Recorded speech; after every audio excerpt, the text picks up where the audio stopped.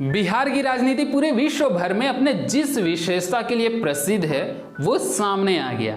NDA टूट गया।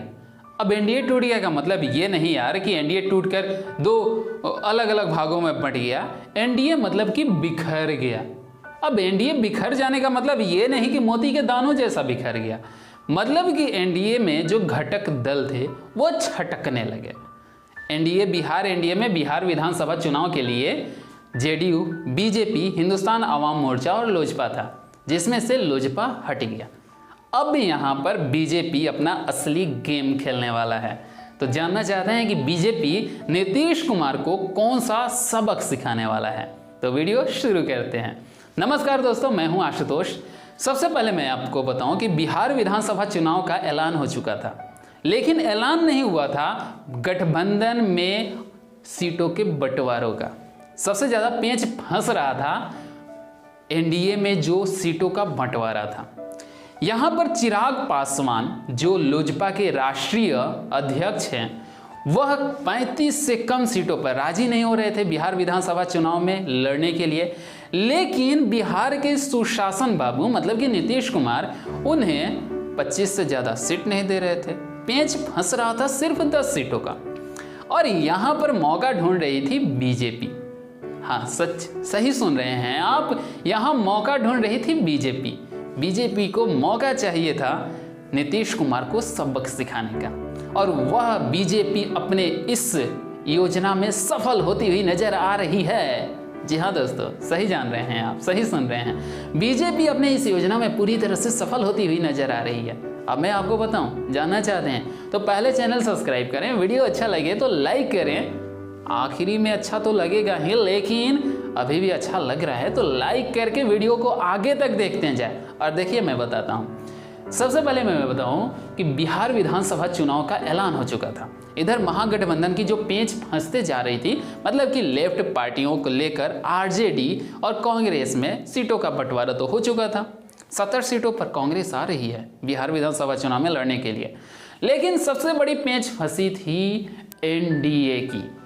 NDA में नीतीश कुमार फूटी आंख भी नहीं देखना चाह रहे थे। हमारे तेजस्वी नहीं यार, तेजस्वी नहीं, ये तेजस्वी नाम इतना ना हो चुका है ना यार कि बार बार दिमाग में तेजस्वी ही आता है। चिराग पासवान हमारे यहाँ यार बिहार में बहुत ऐसे युवा नेता हैं। आप लोग समझते हैं कि तेजस्वी और तेज प्रताप ही है यार। हाँ, तो वीडियो शुरू करते हैं।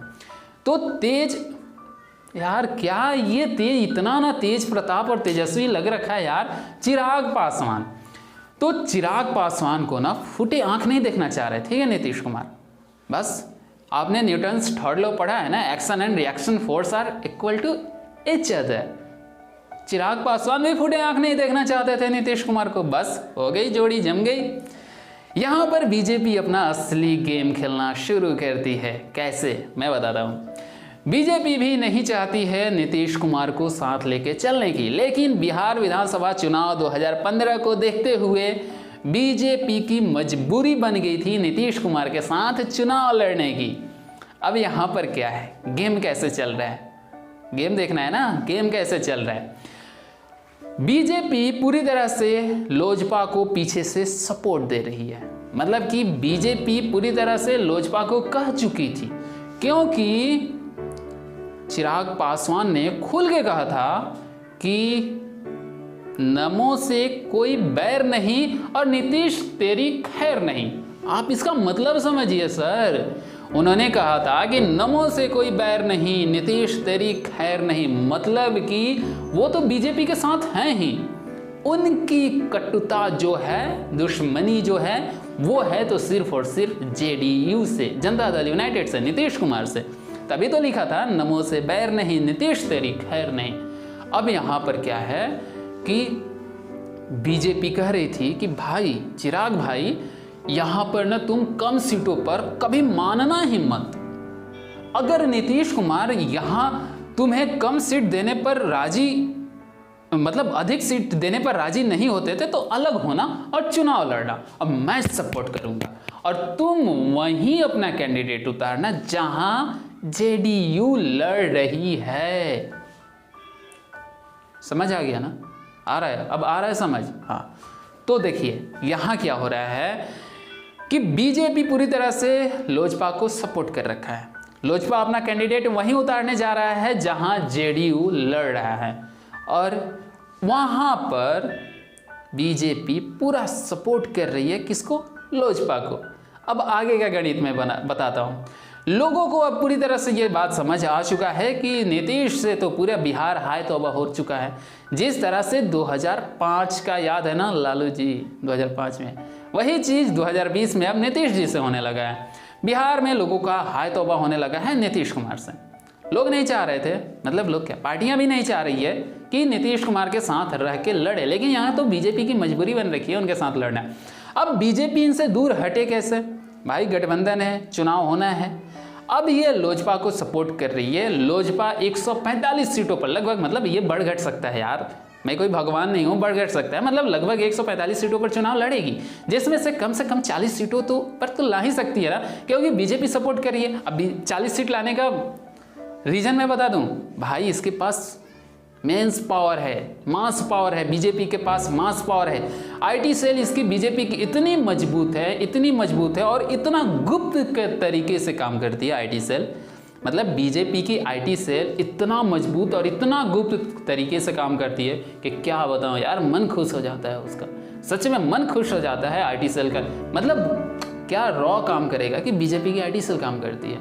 अब उस तरीके से ये लोजपा को सपोर्ट करेगी। लोग भी समझ रहे हैं, पब्लिक भी समझ रहा है कि लोजपा बीजेपी को सपोर्ट नहीं, बीजेपी लोजपा को सपोर्ट कर रही है। अब क्या होने वाला है कि बीजेपी को कुछ सीटें आ जाती हैं और उसके बाद से लोजपा की भी कुछ सीटें आ जाती हैं और कहीं गणित बन रहा है तो हमारे चिराग भाई बनेंगे बिहार के उप मुख्यमंत्री। और बीजेपी से कोई भी बने, जो भी बने, लेकिन चिराग भाई बनेंगे उप मुख्यमंत्री और नीतीश कुमार जाएंगे टाटा बाय बाय। समझ आई? आगे मैं बताता हूँ। लेकिन भाई राजनीति है। अब मुझे इतना सोचने के बाद एक चीज़ ध्यान आता है कि हरियाणा में क्या हुआ था। चौटाला जी लड़े थे कांग्रेस के साथ, सरकार बना लिए बीजेपी के साथ। मुझे लग रहा है कि बीजेपी तो लोजपा को सपोर्ट कर रही है, लोजपा आराम से 30, 35, 40 सीटें लाएगी। अगर कहीं ना कहीं